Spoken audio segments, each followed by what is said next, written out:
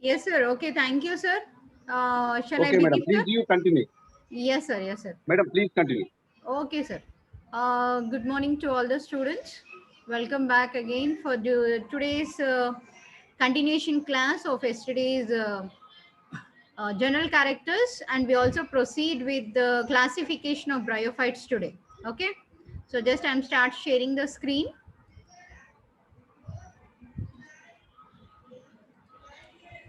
Yeah, so anybody can please let me know. Can you see the screen, please? Yeah, screen is Yeah, visible, madam. madam. Please you continue. Okay, sir. So just shall we have a recap of what we done yesterday? So we studied about the general character, that is what are bryophytes, what do you mean by bryology, and how are the plants looking like, where they are growing, and the plant is called as gametophyte, why we are calling the plant as a gametophyte.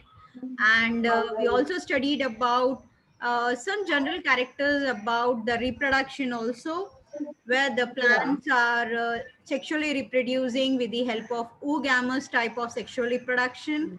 And we have also studied on the sexual organs, that is the male sexual organ is called as the antheridium, how the antheridium look like, and female sexual organ we call it as the archegonium. Okay, so it is a flag shaped structure having the globose venter and a long neck and the capsules.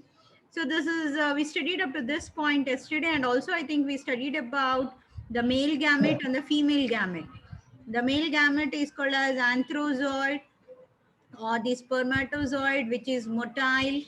They will be freely swimming with the help of the flagella and reach the archegonium. Students, please mute yourself, ma.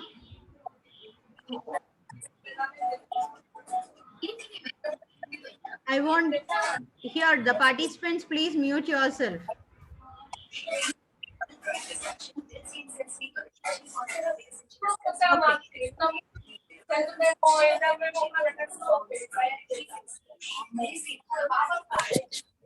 Okay. Okay, let me. Sir, can you mute the Madam, participants, sir? no, madam. Now you are the host, so Yeah, that's why yeah. that system not accepting me. Please you unmute you.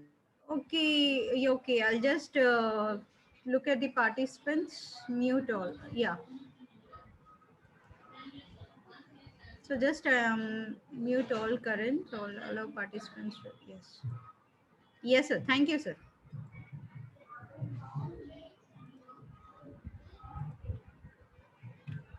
Yes. So now we are going to done with the general characters of now the next phase of the bryophytes, that we are calling it as the sporophyte.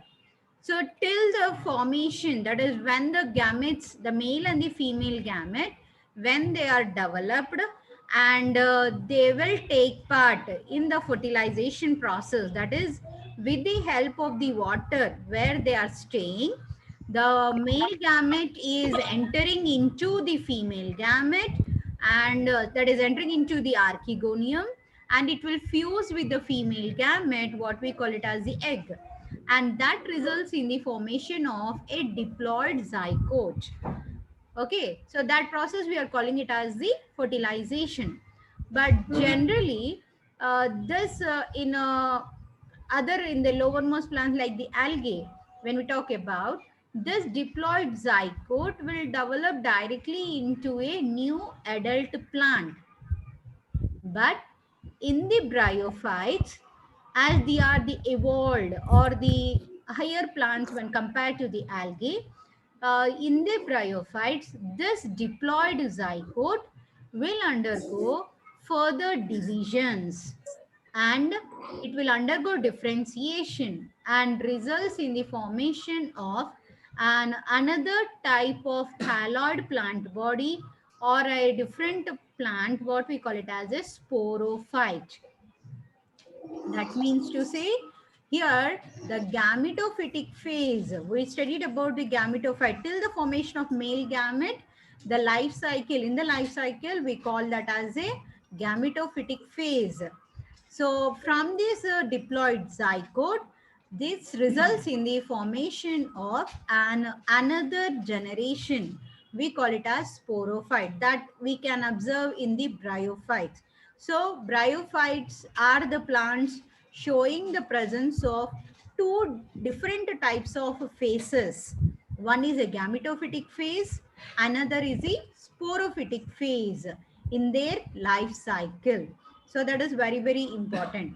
And another important point of view is uh, zygote, which is the structure developed after the fertilization, is considered as the first cell of the sporophyte. So this is another important question from the exam point of view. Zygote which is developed is the first cell. That is, the zygote only will transform into a sporophytic plant body. Right. Now, when we talk about the sporophytic plant body, the sporophyte is dependent on the gametophyte. So that means to say, sporophyte is unable to synthesize its own food material, but instead it will depend on the gametophyte. And zygote is still inside the gametophyte or the main plant body. So from the main plant body, the zygote will develop into a sporophyte, and this sporophyte will be dependent.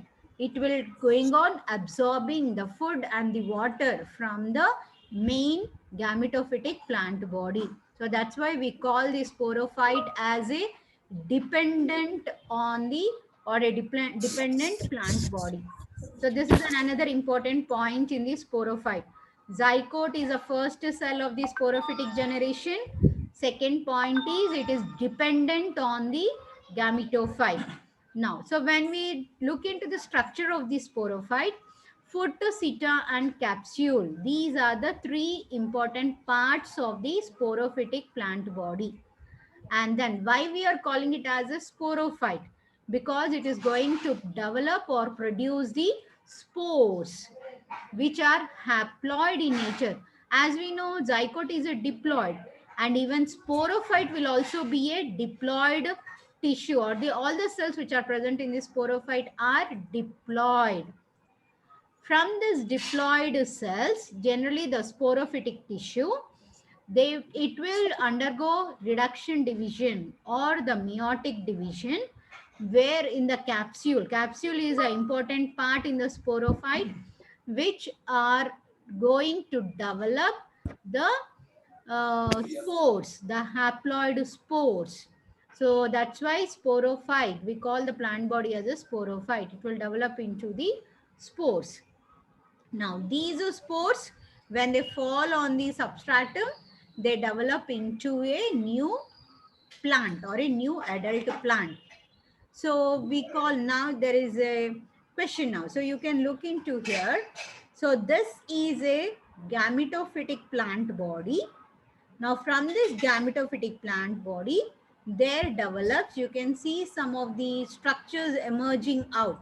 So this is the sporophyte. You can see it is attached. It is not independent. It is dependent on the gametophyte.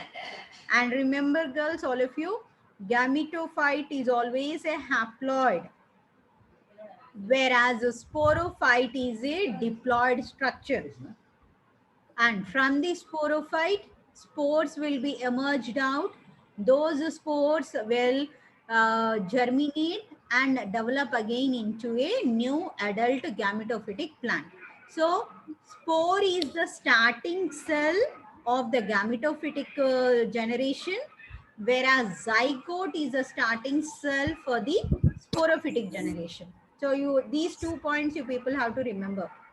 Zygote, starting cell of the sporophyte, and spore is the starting cell of the gametophyte. Now this is regarding the fertilization and the sporophyte. Next, and one more point I want to tell you here is, when we talk about the foot, the structure of the sporophyte, foot, seta and the capsule, So foot is the basal part of the sporophyte, which is always gets embedded in the gametophytic tissue. That means it will be always present inside the gametophyte. Whereas the seta, it is just acting like a stalk, okay, by which it is helping the conduction of the water and food material to the capsule region, which is at the top of the seta region.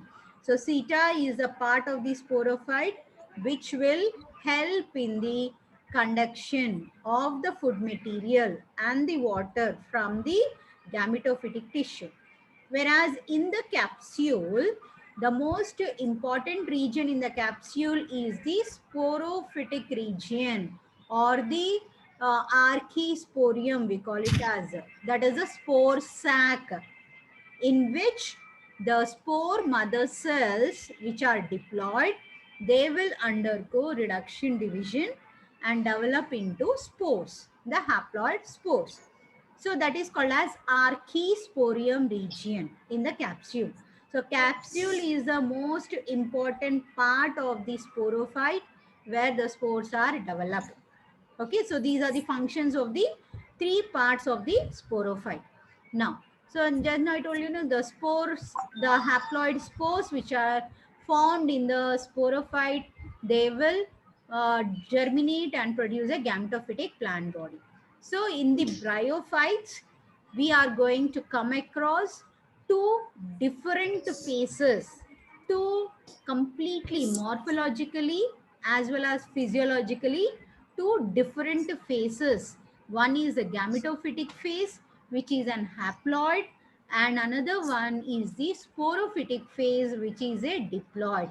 So as we come across these two different unidentical two phases of the plant bodies in a single life cycle, these two phases, they will be alternating with one another. That means gametophyte will pass through, that is, it will help in the formation of the sporophyte, or it will alternate with the sporophyte, and the sporophyte will alternate with the gametophyte. Okay, so that is called as alternation of generation. That is, a one phase of the life cycle is alternating with the another phase of the life cycle. Now you can see here, this is a plant, the adult plant, which is the sporophyte, and here you can see these two are the gametophytes, which are haploid plant. The main plant of the bryophyte, what we told, is the gametophyte.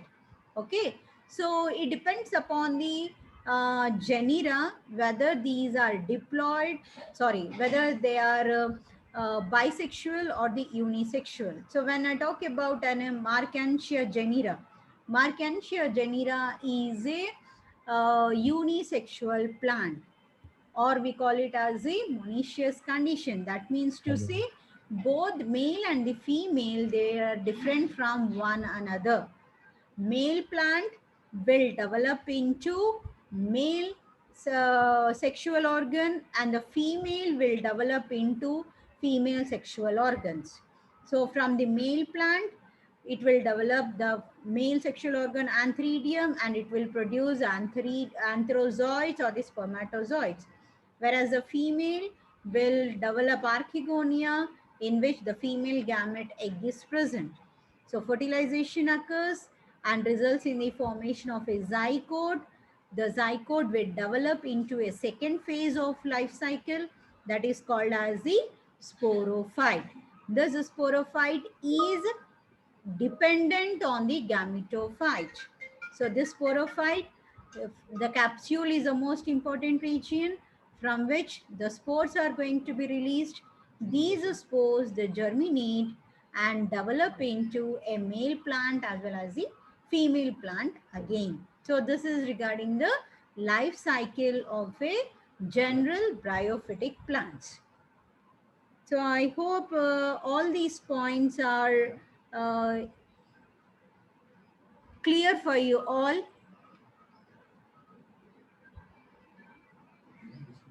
Right. So next, so just I'm stop sharing here, and I'll just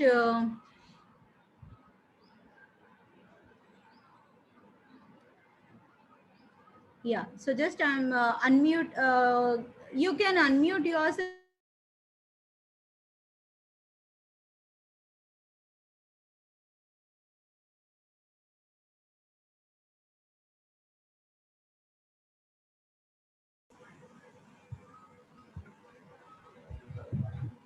Yes. Any doubts? Who is this? Imer Khan. I don't know. Can you unmute yourself?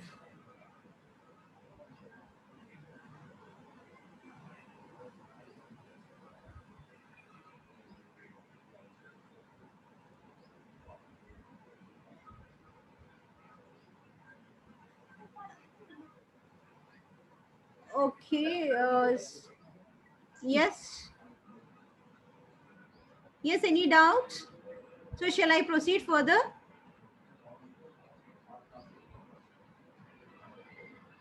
Yes, ma'am. Okay, ma. Thank you so much. So I hope all the general characters what I discussed is clear up to this point. Yeah. Yes, So ma'am. shall I? Yeah. Shall I proceed with the classification now? I'm just sharing the screen again. Okay. Right. So the next topic what we are going to start now is the classification. That is the all the bryophytes which are occurred in the nature. The basic point on which they are classified is the structure of the gametophyte. That is the morphology of the gametophyte. That is how the gametophytic plant is. Depending upon the structure, they are classified. For example, the bryophytes are classified into three divisions. One is Hepaticopsida, Anthoceratopsida, and the third division is Bryopsida. So in the first division, you can see the word Hepaticopsida, hepatica. That means it is the word related to the structure of a liver. Okay, so hence that means to say in this particular division, the bryophytic plants show the liver shaped structure of the thallus. The thallus will be in the form of a liver shape. So hence they called as, or they are commonly called as liverworts. This is again an important point in the competitive exam. Liverworts belongs to which division of bryophytes? That is Hepaticopsida.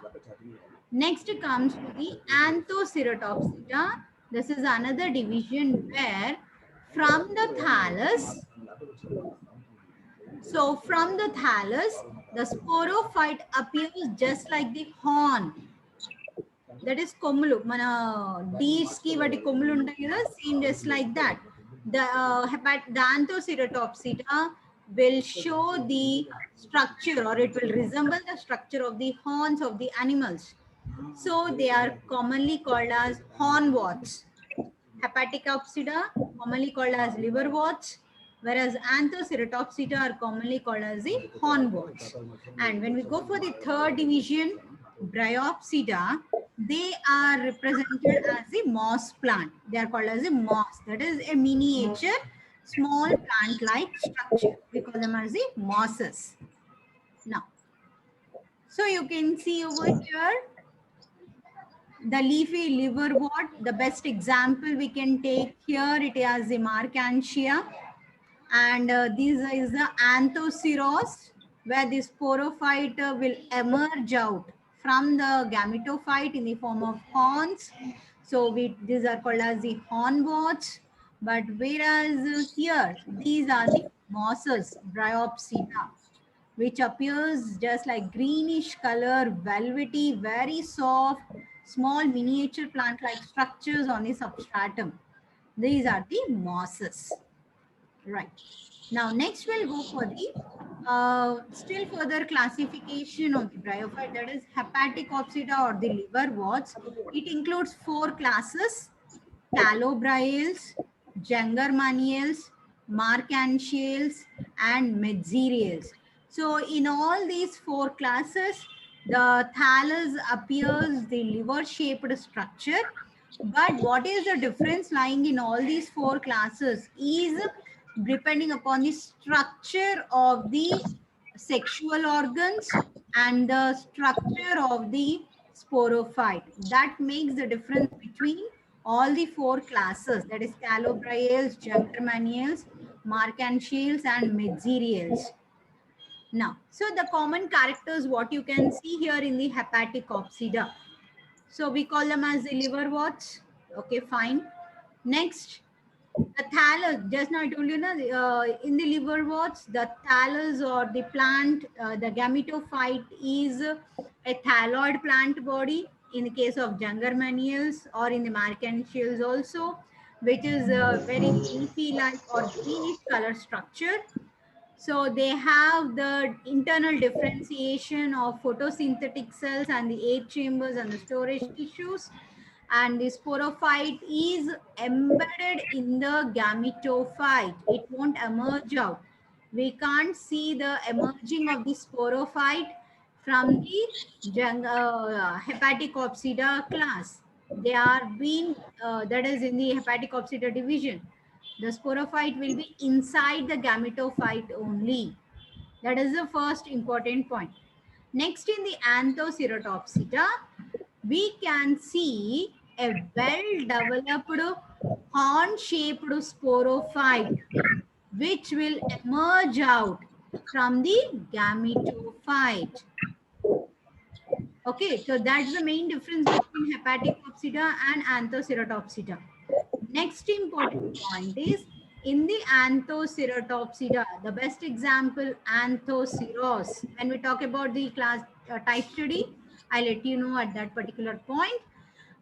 In the thallus tissues of Anthoceratopsida, we can see the presence of the symbiotic association of blue-green algal members, especially nostoc colonies. Anthoceros, Anthoceratopsida. It includes only a single genera, Anthoceros. In this Anthoceros, a symbiotic association of blue-green algal members can be seen. So this is another important point. Which organism is symbiotically associated with Anthoceros? That means they are the blue-green algal members, especially the nostoc colonies. We can see them in a air cavity present inside the Anthoceros thallus. And next important point is the thallus is a rosette or ribbon-like thallus. Whereas in hepatic opsida, the thallus is a leafy structure, leafy-like structure. But here we can see in Anthoceros, the gametophyte is rosette. That means it's just like in the form of a flower. Now, next, in the bryopsida, another point in the Anthoceratopsida is the presence of the seta region where the capsule is very much elongated, whereas foot and seta, it is embedded inside the gametophyte, whereas the capsule is completely elongated capsule, where we can see the presence of a central columella region useful for conducting the food material and the water. And on the either side of the columella, you can see the presence of archisporium tissue helping in the formation of spores. And this archisporial mother cells, some archisporial mother cells will develop and it will divide and produce the spores. Along with that, even we can see the presence of elaters. We call them as the pseudo elaters are also formed, which are helping the spores to disperse into the surrounding environment. So these are multicellular, whereas in liverworts, that is in Hepaticopsida, they are unicellular. That is very much important. Multicellular pseudoelaters in Anthoceratopsida, whereas unicellular elaters in the Hepaticopsida. What is the main function of it? Helping in dispersal of the spores. So generally they are associated with the spores for dispersal into the surrounding environment. And next thing is these pseudo-elaters in Anthoceratopsida, they are spirally coiled or they are twisted along with the spores. Now next division we are talking about in bryophyte, that is Bryopsida, which are considered as advanced forms in the bryophyte. So that means to say the plant or the thallus of this Bryopsida, we commonly representing them as mosses, where the plant is, so it appears just like a miniature plant, very small. That means it consists of root-like structures, what we call them as rhizoids, and leaf or the stem-like structure, we call it as the rhizome, or the prostrate protonema, we call it as, and the leafy-like structures. They produce erect radial, that is a small sharp scale like structures, we call them as the either we call them as the scales or we call them as the leafy like structure, phylloid. So due to the presence of these characters, these plants are represented as the mosses, and it is the advanced characters or the advanced forms of the bryophytes, and majority of all the bryophytes are represented as mosses only. So many of the mosses comes under bryophyte, that is Bryopsida division. Next, in this Bryopsida, we can see a well-developed sporophyte, and the capsule is also well-developed.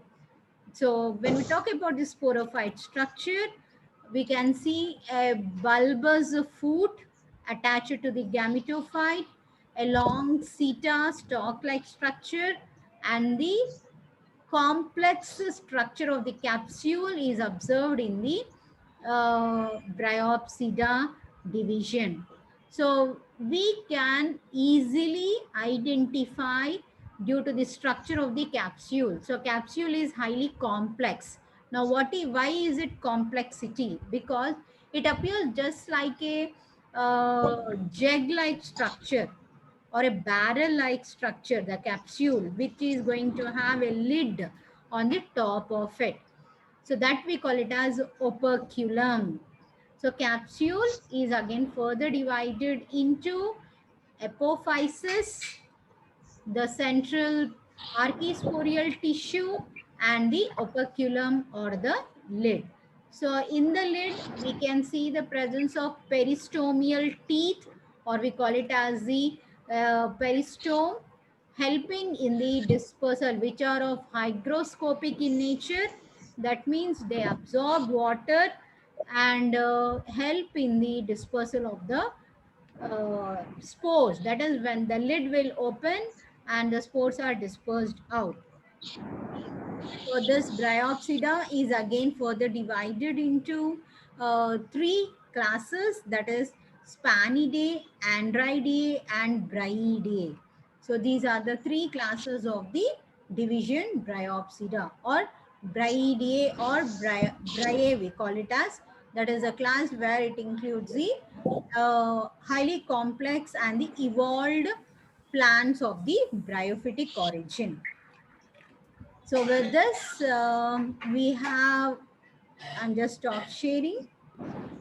So with this, we have completed with the general characters and the classification of the bryophytes. So please, we'll go with a questionnaire now.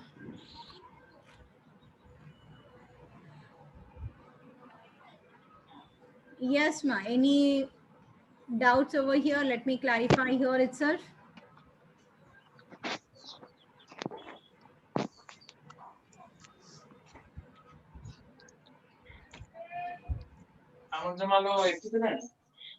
Yes, you can respond. Who is this? Rakesh? Rakesh, please mute yourself. Yes, ma. You can raise your hand. Ma'am, once can you revise those points, ma'am?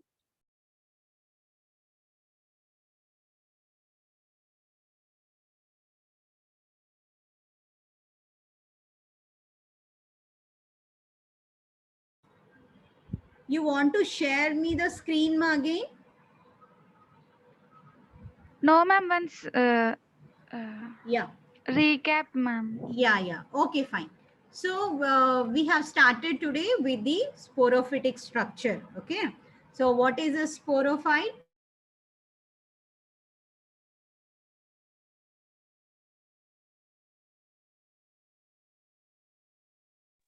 Madam, please unmute yourself. Kavita madam.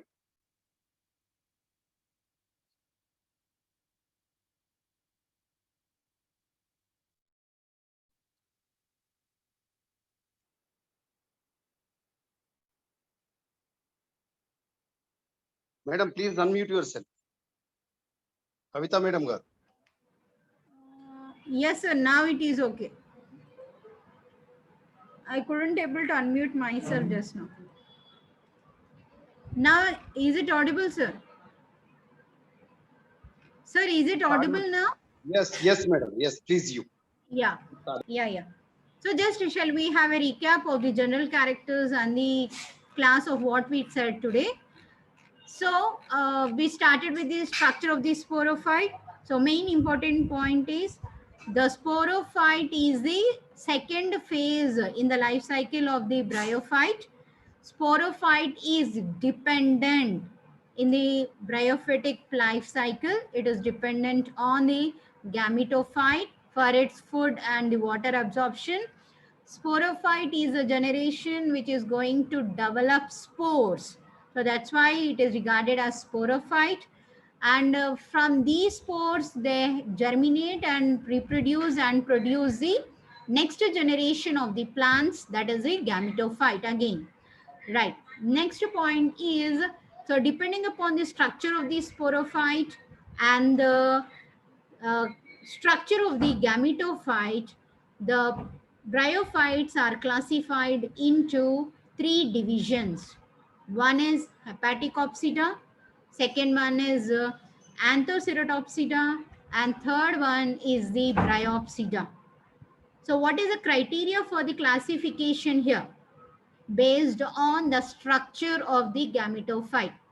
In first thing, that is in Hepaticopsida, you can see the gametophyte shape or the structure as a liver shaped structure. So hence we call them as, commonly we call them as liverworts. Whereas when we go for Anthoceratopsida, they are commonly called as hornworts. Hornworts. Hornworts. Why we are calling them as hornworts? Because the sporophyte, which is highly developed, and we can see very clearly it is emerging out of the bryophyte in the form of just like a horn of an animal. So hence, these second Anthoceratopsida division is commonly represented or called as hornworts. Next, we are coming for the third division, that is Bryopsida. They are commonly called as mosses. Moss and in starting lone, it is a velvety, very soft green colored tissue. Okay, so mosses are the plants or the Bryopsida plants where the plant will appear in the form of a small miniature plant-like structure. And clearly we can observe the under the microscope we can see the structure of a root-like structure, small rhizoids, and the rhizome is in the form of, that is the stem will be designated as the rhizome, or we are calling it as a protonema, and the leaves, the small scale-like leaves or a hair-like leaves will be developed on the rhizome at the nodes or the internodal regions. So hence it is a evolving plant, advanced evolving plant for the next evolution. So hence they are considered as a moss plant. Okay. So when we talk about the Hepaticopsida division, it is further divided into 4 orders that we call it as Jangermaniales or Calobriales or Marcantiales, okay, and Metzeriales. When we go for the second division, that is Anthoceratopsida, it includes or it is divided only into a single order, which is called as Anthoceratales. And only single genera is included in the Anthoceratales, that is Anthoceros. Whereas when we go for the Bryopsida, the division, it is divided into 3 orders again, that is Spagnidae, Bryidae or Bryae we call it as, and the another one. So they are further divided into respective families and the respective genera. Okay, so when we go for the type study of bryophytes, then we'll look into the classification of each individual type study and the important characters. Is it okay for you all? Classification and the general characters. From tomorrow, we'll start with the type study Marcantia. The most important points I will discuss in Marcantia. That points you can note down. That is sufficient for your exam point of view. Okay, I hope you all are clear with my lecture. Thank you all. Okay. All of you respond to our respected madam. If you are clear, madam will go into type study tomorrow onwards. So Marcantia, Anthoceras, and what we can say that Polytricha, even the funerals. So these are the type studies related to our Bryophyta. So Bryophyta is a term first coined by, who coined by this Bryophyta? So tomorrow we are going to conduct one assignment test related to this general characteristic features of Bryophyta. So Bryophyta is a term first coined by Brown. So Brown was the scientist who coined the name of Bryophyta.